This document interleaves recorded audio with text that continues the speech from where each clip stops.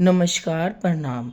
अब मैं आपको नैतिक मूल्य की कड़ी में और आगे विस्तृत से बताती जाऊँगी, क्योंकि ये भी नैतिक मूल्य भी हमारे जीवन में इतना विस्तृत है कि जितना भी हम इस विषय पर बोलना चाहें उतना ही कम है। क्योंकि जो हमारा जो ये जीवन है वो है ही इसी मूल्यों पे आधारित। आज मैं किसी वृंदावन में भागवत वक्ता से चर्चा कर रही थी, तो उन्होंने भी यही कहा कि नैतिक मूल्यों पर ही हमारा जीवन आधारित है और नैतिक मूल्यों के बगैर हमारा जो जीवन है वो व्यर्थ है। जैसे जब हम डॉक्टर के पास जाते हैं तो डॉक्टर कहता है कि तुम हर 6 महीने के बाद अपना रूटीन चेकअप कराया करो, ताकि कोई बीमारी हमारे शरीर को जकड़ ना ले, कोई बीमारी हमारे शरीर में आ ना जाए। तो हम जब भी डॉक्टर के पास जाते हैं तो वो हमारे रोज़ नए नए टेस्टिंग लिखता है और नई नई मेडिसिन देता है। तो ऐसे ही हमारा मन है, हमारा हृदय है, हमारी आत्मा है। परमात्मा भी जितना हम परमात्मा को अपने करीब लाना चाहेंगे, तो परमात्मा भी एक डॉक्टर की तरह हमारे अंदर का जो व्यवहार है, अंदर का जो व्यभिचार है, अंदर का जो हमारा वो ढांचा है, उसको परमात्मा वाइब्रेट करता है, छलनी से छान छान कर हमें अपने करीब लाता है। जैसे एक क्या कहते हैं, प्यूरीफायर होता है। एक हम आजकल हम वाटर प्यूरीफायर लगाते हैं अपने घरों में, और एक क्या कहते हैं, आरओ लगाते हैं। तो उसी तो वो जो जल है उसको वो छान छान कर हमें प्योर जल देता है। क्योंकि आजकल पानी में इतनी बैक्टीरिया हो रही है, इतने कीटाणु हो रहे हैं कि हम डायरेक्ट उस जल को ग्रहण कर ही नहीं सकते हैं। तो ऐसे ही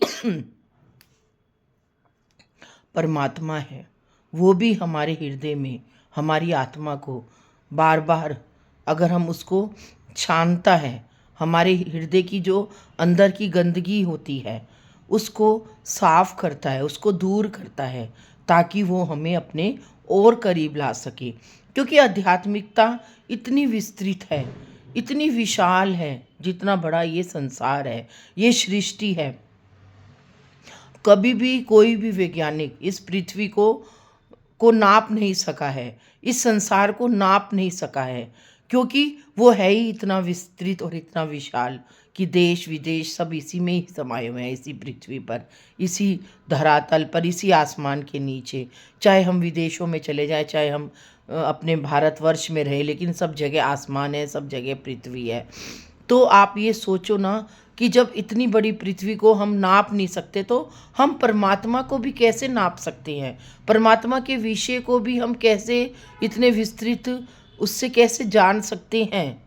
तो उसको हम तो एक तुच्छ भी नहीं है परमात्मा को जानने के लिए, क्योंकि परमात्मा इतना विशाल है, उसकी आज्ञा के बगैर हम उसके विषय पर बोल ही नहीं सकते हैं। क्योंकि वही हमें भाव देता है, वही हमें भक्ति देता है, वही हमारे अंदर विचारों को डालता है और अपने विषयों को डालता है। हम आपको अलग अलग विषयों से अवगत कराते हैं, तो वो परमात्मा ही हमको वो विषय देता है, ताकि हम उस विषय के अंदर उसकी गहराई को जान सके। अब मैं गोपी प्रेम पे आपको बता रही थी, तो गोपी प्रेम बताते बताते मैं नैतिक मूल्यों पे आ गई हूँ। फिर मैं राधा जी पे बता रही थी, राधा जी पे, फिर आत्मज्ञान पे, ब्रह्म ज्ञान पे बता रही हूँ। तो ये अलग अलग विषय सब एक दूसरे से जुड़े हुए हैं। जब तक हम इन सब विषयों की था तक नहीं पहुँचेंगे, गहराई तक नहीं पहुँचेंगे, तब तक हम परमात्मा को जान ही नहीं पाएंगे। तो हम हर जीव को एक डॉक्टर, जैसे परमात्मा हमारा एक डॉक्टर है, जैसे डॉक्टर हमारे विभिन्न विभिन्न अंगों की जांच करवाता है, ऐसे ही परमात्मा है। परमात्मा भी हमारे अंदर हमारी अंतरात्मा को जांचता है, परखता है, हमारी एक एक जो अंदर की जो कमियां होता है उसे हमें दूर करता है। और जितना हम इसको छानेंगे अपने अंदर, जितना हम इसको बाहर निकालेंगे, उतना ही हम उसकी गहराई में जाते जाएंगे, उतना ही हम उसको उस विषय को जानेंगे। आज क्या कहते हैं, हम जितना ही बोलते जाएं, चाहे हम कितना ही लिख ले अपने कलम के द्वारा, चाहे हम कितना ही उसके ऊपर सत्संग कर ले, चाहे हम कितना ही इसके इन विषयों को बोल ले, लेकिन हम परमात्मा की था तक नहीं जा पाते। परमात्मा हमें जितना भाव देता है, जितना प्रेम देता है, जितना हमें अपने साथ आत्मसात कराता है, हम उतने ही समय पे बोल पाते हैं, क्योंकि वो उसकी रजा है, हमारे ऊपर कृपा है। बगैर कृपा के हम परमात्मा के विषय पे से आपको अवगत ही नहीं करा पाते हैं। कहते हैं ना, कृपा की जो आदत ना होती, कृपा की जो आदत ना होती तो हे भगवान मैं तुम्हारे काबिल नहीं होती। कृपा के बगैर तू हमें अपने काबिल नहीं समझता। कृपा ही हमें तेरे करीब लाती है। कृपा से ही हमको तेरी रजा मिलती है। कृपा से ही हमें आत्म मंथन मिलता है। कृपा से ही हमें आत्म अनुभूति मिलती है। तो कृपा के बगैर हमें कुछ भी नहीं प्राप्त है। तो क्योंकि राधा जी जो है, हमारी श्री जी जो है, हमारी श्यामा जी जो है, वो इतनी कृपामयी है, इतनी दयालुमयी है कि उनकी कृपा के बगैर हम उनके विषय से, उनके तत्वों से हम किसी को भी अवगत नहीं करा सकते हैं। आज उनकी कृपा है तो हम आप सबके सामने अपने समक्ष उनके भावों को प्रकट कर रहे हैं। ये हम नहीं प्रकट कर रहे हैं, ये कृपा से प्रकट हो रहे हैं। कृपा के बगैर ही, जब कृपा हमारे अंदर आती है, परमात्मा की जब कृपा हमारे अंदर पड़ती है, तो ही हम आपको हर विषय से, हर शब्दों से, उन शब्दों से अवगत कराते हैं। अब आपने देखा होगा कि मैं कई दिनों से आपको कभी चुंबकीय शब्दों से अवगत करा रही हूँ, कभी आत्म मंथन से, कभी आत्मचिंतन से। आज राधा जी ने मेरे को कृपा शब्द दिया, तो कृपा को समझो, परमात्मा की कृपा को समझो। ये जो हमारे तरफ चारों तरफ सृष्टि है उसको समझो।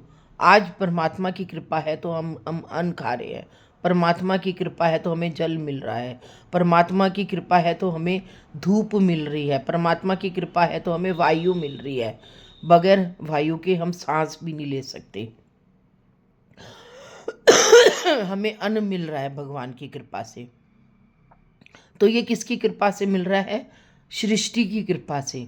परमात्मा की प्राकृतिक जो ये वस्तुएं हैं, ये सब परमात्मा के ही प्राकृतिक वस्तुएं हैं, और वही हमें कृपा करता है। वही हमें, धरती माँ किसने बनाई? धरती भी तो परमात्मा ने बनाई। जब भगवान विष्णु शेष शैया पे थे तो चारों तरफ जल ही जल था। धरती माँ तो थी ही नहीं। जब सृष्टि का उद्भव हुआ तभी धरती माँ प्रकट हुई। तो आप खुद समझो कि धरती माँ है तो हम हैं, धरती माँ है तो खेत खलियान है, धरती माँ है तो जल है, धरती माँ है तो गंगा मैया है, यमुना मैया है, सरस्वती मैया है। तो हमें आज इन सबको समझना है, इन सबको पहचानना है। जब तक हमारे ऊपर कृपा ही नहीं होगी तो हम इन सबको कैसे जानेंगे और कैसे हम इनको पहचानेंगे?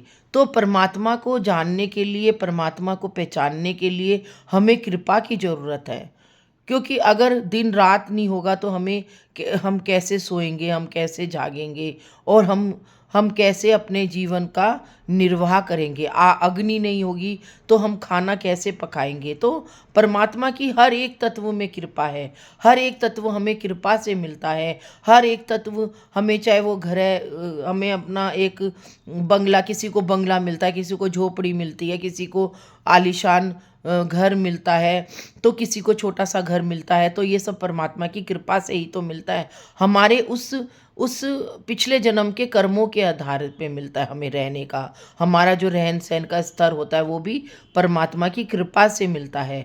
हम सोचते हैं कि हमने कमाया है, हमने ये सब कुछ करा है, लेकिन हमने कुछ नहीं किया है। हमें जो भी मिलता है सब परमात्मा की कृपा से मिलता है। तो परमात्मा की कृपा को हमें जानना है। परमात्मा की जो कृपा हमें मिलती है उसको पहचानना है। आज अमीर है, गरीब है, रंक है, राजा है, जो भी है, जो भी भगवान हमें अलग अलग वर्गों में रखता है वो हमें परमात्मा की कृपा से मिलता है, ना कि अपनी अपने अपने अपने कर्मों के अनुसार मिलता है, अपने भाग्य के अनुसार मिलता है। हम जो भी आपके सामने जो भी भाव भी व्यक्त करते हैं वो भी परमात्मा की कृपा से ही हमें मिलता है। तो परमात्मा की कृपा को जानो। नैतिक मूल्य में परमात्मा की कृपा भी बहुत अहम भूमिका निभाती है। तो कृपा के बिगर हम कुछ नहीं कर पाते हैं। तो कृपा को पहचानो, हर उस सृष्टि को पहचानो, हर उस सृष्टि के तत्वों को जानो और पहचानो कि हमें आगे अपने लिए क्या क्या आगे आने वाले जीवन में ये जो तत्व हैं हमें आगे क्या क्या हमारे लिए फलदायक होंगे, लाभदायक होंगे। आज के लिए इतना ही। राधे राधे।